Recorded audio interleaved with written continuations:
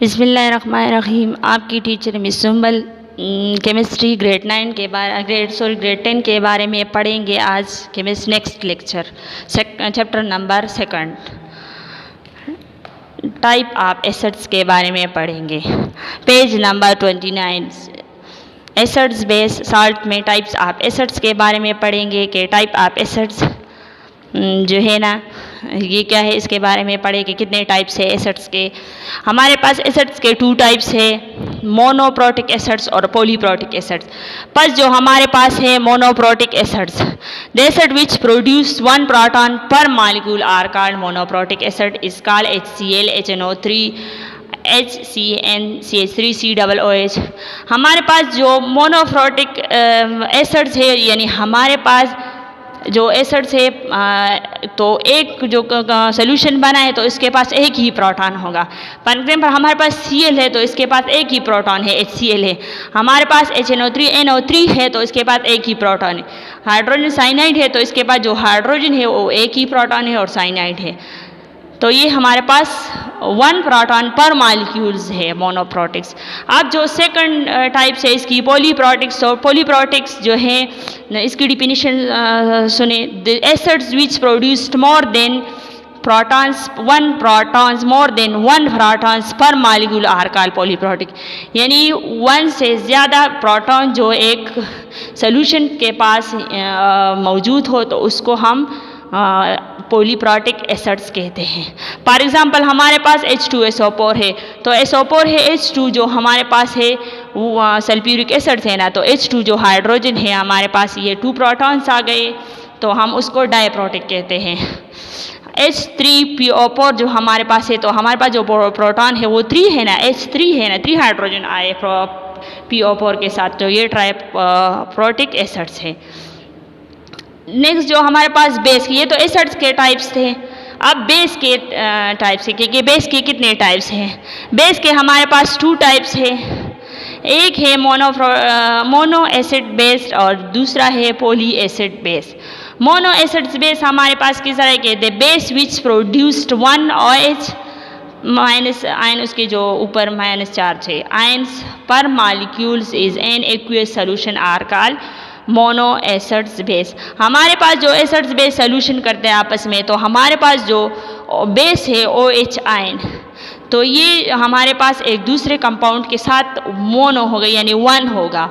For example हमारे पास sodium है, N है तो OH एग्जांपल दिया है यहाँ पर, Na है तो उसके पास जो OH है वो 1 है ना यहाँ पर, तो इसके पास ना 2 लिखा है ना 3 लिखा है, तो ये हमारे पास 1 है। KOH जो हमारे पास है एक पोटाशियम है और हाइड्रो ऑक्साइड आयन है यानी बेस है हमारे पास, तो एक पोटाशियम के साथ बेस है हमारे पास। अमोनिया है NH4OH उसके पास भी है एक्सेट्रा, ये हमारे पास मोनो एसिड्स बेस है। सही है, इसकी एग्जांपल की समझ तो आई होगी, डिफिनीशन की भी समझ आएगी कि 1 OH आयन पर मॉलिक्यूल्स इन एक्वियस सोल्यूशन। हमारे पास जो एक्वियस सोल्यूशन है तो उसमें सिर्फ बेस 1 मॉलिक्यूल्स होगा, बेस के 1 मॉलिक्यूल्स। पॉली एसिड्स बेस जो हमारे पास है इसकी डिफिनीशन सुने के base which produce more than 1 OH ion per molecule are in aqueous solution are called poly acids base. हमारे पास जो पॉली एसिड्स बेस है तो वो 1 से ज़्यादा होगा। OH आयन जो है बेस जो है वो हमारे पास मोर देन 1 यानी 1 से ज़्यादा होगा। यहाँ पर एग्जाम्पल दिया है कि हमारे पास BA है तो इसके पास OH2 ब्रैकेट में है, CA कैल्शियम है OH2 इसके पास है, यानी हमारे पास जो OH आयन है वो ज़्यादा है। अब आयरन है Fe है तो इसके पास OH3 ब्रैकेट में है, एल्युमिनियम है तो इसके पास OH3 ब्रैकेट में। मुख्तलिफ एग्जाम्पल दिया है तो इसके पास किसी के पास ट्राई है तो किस पर डाई बेस है OH आयन है। सही है, तो this base produced more than 1 OH पर मॉलिक्यूल, यानी इस बेस में हमारे पास बेस मॉलिक्यूल जो है ना वो प्रोड्यूस होते हैं 1 से ज़्यादा। सही है, समझ आई। इसके बाद जो नेक्स्ट पेज पे आप लोग देखें, नेक्स्ट टॉपिक है हमारे पास 30 पेज पे strength of acids. Strength of acids के बारे में पढ़ेंगे कि स्ट्रेंथ ऑफ एसिड जो हमारे पास है A strong acid is one that ionizes completely in an aqueous solution in a given concentration of H plus ion. तो ये जो है ना strength of acids, strong acids के बारे में पढ़ के स्ट्रॉन्ग एसिड्स हमारे पास कौन से है कि इस पे जो आयन चार्ज है, आयनाइज कहते हैं कम्प्लीटली आयन, मतलब इसका जो चार्ज है वो इस पे कम्प्लीटली होगा आयन चार्ज एक्वियस सॉल्यूशंस में, और H प्लस इसमें जो चार्ज है यानी दूसरे कंपाउंड के साथ जो इसने अपना चार्ज बनाए, दो कंपाउंड के दरमियान जो बॉन्ड बनते हैं, तो इस एक पे पॉजिटिव चार्ज आता है एक पे नेगेटिव चार्ज आता है ना, तो कम्प्लीटली होगा। ये स्ट्रॉन्ग एसिड्स है हमारे पास, स्ट्रॉन्ग इलेक्ट्रोलाइट्स भी करते हैं हमारे पास। फर्स्ट इसने एग्जांपल दिया है, आप लोग एग्जांपल लेके HCl hydrochloric acids aqueous solution है, तो ये हमारे पास जब टूट जाता है तो हमारे पास प्रोटॉन जो है ना इस पर पॉजिटिव चार्ज आता है और क्लोरीन हमारे पास नेगेटिव चार्ज एक्वियस सॉल्यूशन में कन्वर्ट होता है, तो ये कम्प्लीटली डिसोसिएट भी हो जाते हैं। यानी HCl जो है हमारे पास ऑल मॉलिक्यूल्स HCl वो completely dissociate into H plus hydrogen ions and chlorine ions में कन्वर्ट हो जाते हैं। स्ट्रॉन्ग एसिड दिया है हमारे पास कि यहाँ पर स्ट्रॉन्ग एसिड हमारे पास कौन कौन है, हाइड्रोक्लोरिक एसिड है, नाइट्रिक एसिड है, सल्फ्यूरिक एसिड है, परक्लोरिक एसिड्स हैं। HCl है, फार्मूले भी दिए केमिकल फार्मूले HCl HNO3 H2SO4 HClO4। हमारे पास जो HCl है इस पे H पे पॉजिटिव चार्ज है तो क्लोरीन पे नेगेटिव चार्ज है। हाइड्रोजन नाइट्रिक एसिड जो हमारे पास तो हाइड्रोजन पे पॉजिटिव चार्ज है और NO3 पे हमारे पास नेगेटिव चार्ज है। H2SO4 है, सल्फ्यूरिक एसिड H पे पॉजिटिव चार्ज है और SO4 पे नेगेटिव चार्ज है। इस तरह मुख्तलिफ एग्जाम्पल है। दूसरा हम जो ये स्ट्रॉन्ग एसिड के बारे में था, अब जब वीक एसिड्स क्या है हमारे पास, the acids which do not completely dissociate in an aqueous solution and give lower concentrations। Acids में हाइयर कंसनट्रेशन था, इसमें लोअर कंसनट्रेशन आप H plus ion are called weak acids. Weak acids हमारे पास ये है कि हमारे पास जो कम्प्लीटली डिसोसिएट हो एक्वियस सॉल्यूशन में और इसकी जो कंसनट्रेशन है वो लोअर हो। इसकी कुछ एग्जांपल है हमारे पास यहाँ पर। पहले ये रिएक्शन देखे कि CH3COOH हमने ले लिया, इसमें जो प्रोटॉन था वो कम्प्लीटली डिसोसिएट हो गया। हमारे पास O पे नेगेटिव आया, CH3COO नेगेटिव चार्ज आया एक्वियस सॉल्यूशन और प्रोटॉन जो था वो उससे चला गया, H प्लस आया, उस पर पॉजिटिव चार्ज आया।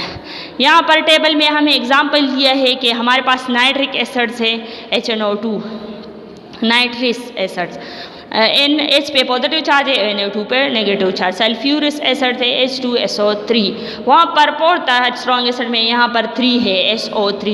इस पर एक पे पॉजिटिव चार्ज है तो दूसरे पे नेगेटिव। कार्बोनिक एसिड है, फास्फोरिक एसिड है, फार्मूले भी दिए हैं, प्रोपोनिक एसिड्स हैं और यहाँ पर केमिकल फार्मूले भी दिए हैं और नाम भी दिए हैं वीक एसिड्स के। नेक्स्ट जो हमारे पास टॉपिक है वो है strong base. Strength of base के बारे में पढ़ते हैं कि स्ट्रेंथ ऑफ बेस क्या है।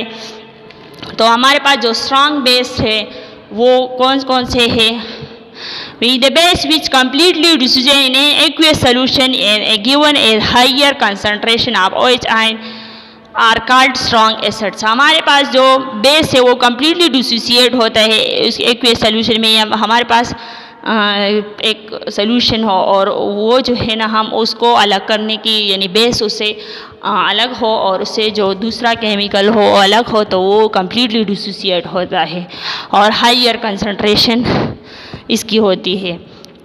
दूसरा ये हमारे पास टेबल दिए एग्जांपल दिए है कि स्ट्रॉन्ग बेस हमारे पास कौन कौन से, सोडियम हाइड्रोक्साइड है, फार्मूले भी दिए है केमिकल फार्मूले आपको नज़र आ रहा है होगे 38 पेज पे आप लोग देखें।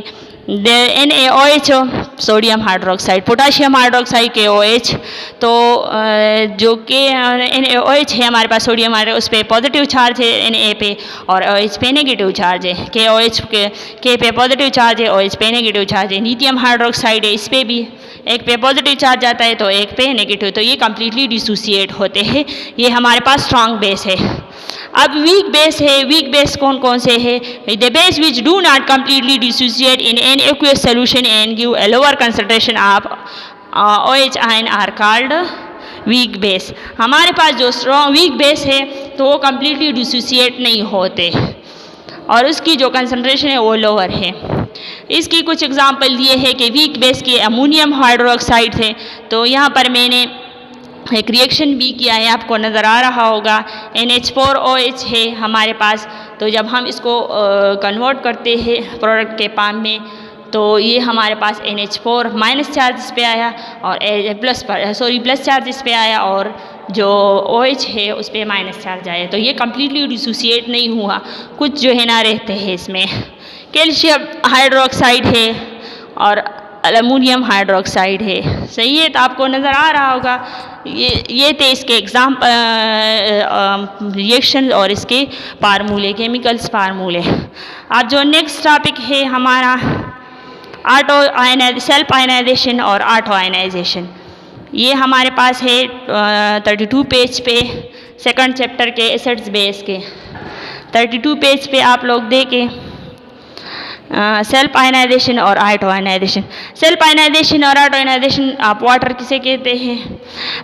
इलेक्ट्रिकल कंडक्टिविटी एक्सपेरिमेंट है। सो जब हम इलेक्ट्रिकल कंडक्टिविटी यानी इस पर एक एक्सपेरिमेंट करते हैं तो हमारे पास इलेक्ट्रोलाइट्स वीक इलेक्ट्रोलाइट्स आ जाते हैं, extremely weak electrolyte pure water से।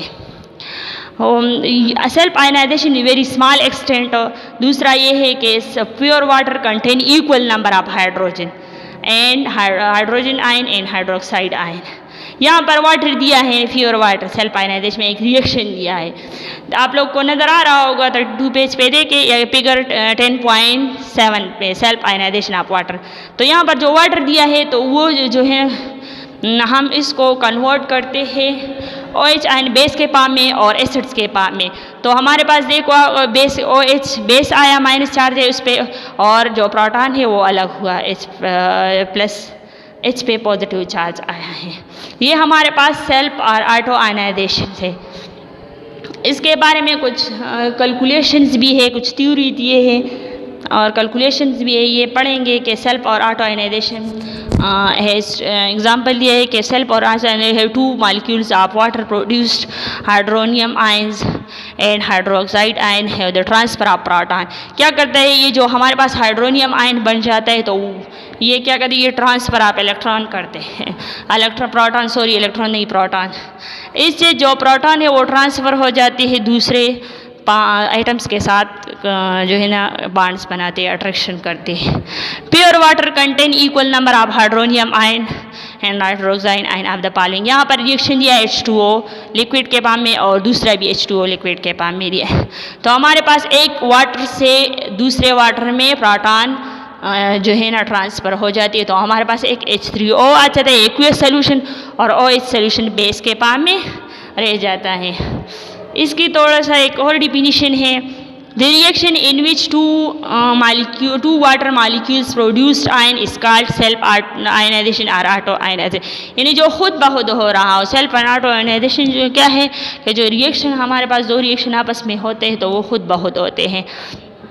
दूसरा भी एग्जाम्पल इसने दिया है कि वाटर लिक्विड के फॉर्म में लिया और वो हमारे पास प्रोटॉन और बेस एसिड और बेस में कन्वर्ट हो जाए। यानी हमारे पास हाइड्रोजन आयन आया, H+ आयन प्रोटॉन आया एक्वियस सोल्यूशन में और OH आयन आया एक्वियस सोल्यूशन में। यहाँ पर इसकी जो पहले हमने फर्स्ट चैप्टर में कैलकुलेशन पढ़ी वही कैलकुलेशन इसमें भी है कि हम इसकी थोड़ा सा इक्विलिब्रियम फॉर्म लेते हैं कि इक्विलिब्रियम फॉर्म में किस तरह आते हैं कि इक्विलिब्रियम एक्यूरेंस इन दिस रिएक्शन में बी रिटन बाय Kc लिया। Kc तो आप जानते हैं कांस्टेंट हम लेते हैं।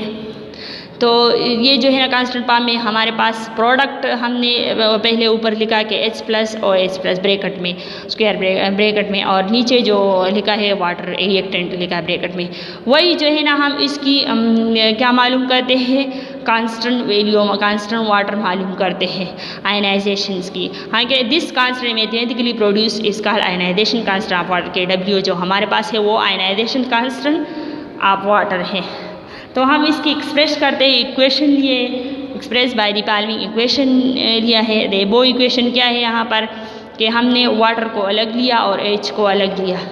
जो हमारे पास रिएक्टेंट है वो भी Kc डॉट H2O ब्रैकेट में है तो Kw के बराबर है। यहाँ पर Kw जो रिएक्ट प्रोडक्ट है हमारे पास, Kw कांस्टेंट ऑफ वाटर है, तो ये H ब्रैकेट में और OH ब्रैकेट में लिया है, तो ये हमारे पास रिएक्शन आया। इसकी हम रिएक्शन मालूम करते हैं, कोई इक्वेशन करते हैं सॉरी, कि ये किस तरह हमारे पास Kw आता है, इसकी यूनिट मालूम करते हैं कि हमने KWH plus OH plus bracket में अलग अलग लिया रिएक्ट प्रोडक्ट जो हमारे पास आया था, उसको हमने 1.0 मल्टीप्लाई बाई 10⁻⁻14 मोल DM³ लिया है।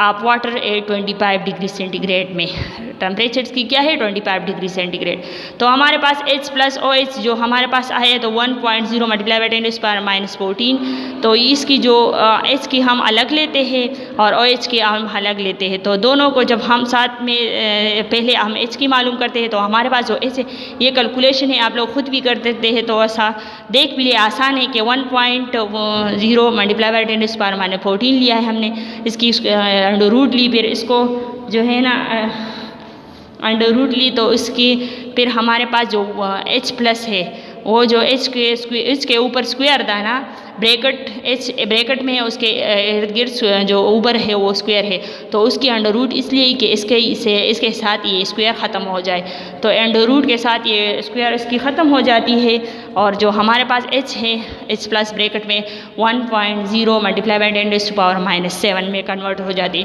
क्यों सेन में कन्वर्ट हो जाती है? क्योंकि हमारे पास हमने इसकी स्क्वायर ब्रैकेट ली ना, तो इसके साथ जो है ना स्क्वायर के साथ इसका स्क्वायर ब्रैकेट ख़त्म हो गया। सही है। नेक्स्ट हम OH की लेते हैं, वो H की थी प्रोटॉन की, अब बेस की, एसिड्स की थी अब बेस की हम लें तो OH आयन है 1.0 मल्टीप्लाई बाई 10⁻⁻7, तो हमारे पास जो ये है प्रोटॉन्स दोनों को हम इकट्ठे लेते हैं, फिर हमारे पास जो Kw आता है 1.0 मल्टीप्लाई बाई 10⁻⁻14 m², ये हमारे पास जो है ना प्रोडक्ट आता है वाटर का, जो प्रोडक्ट्स बनता है OH और एसिड्स और बेस के। Okay, thank you. कितना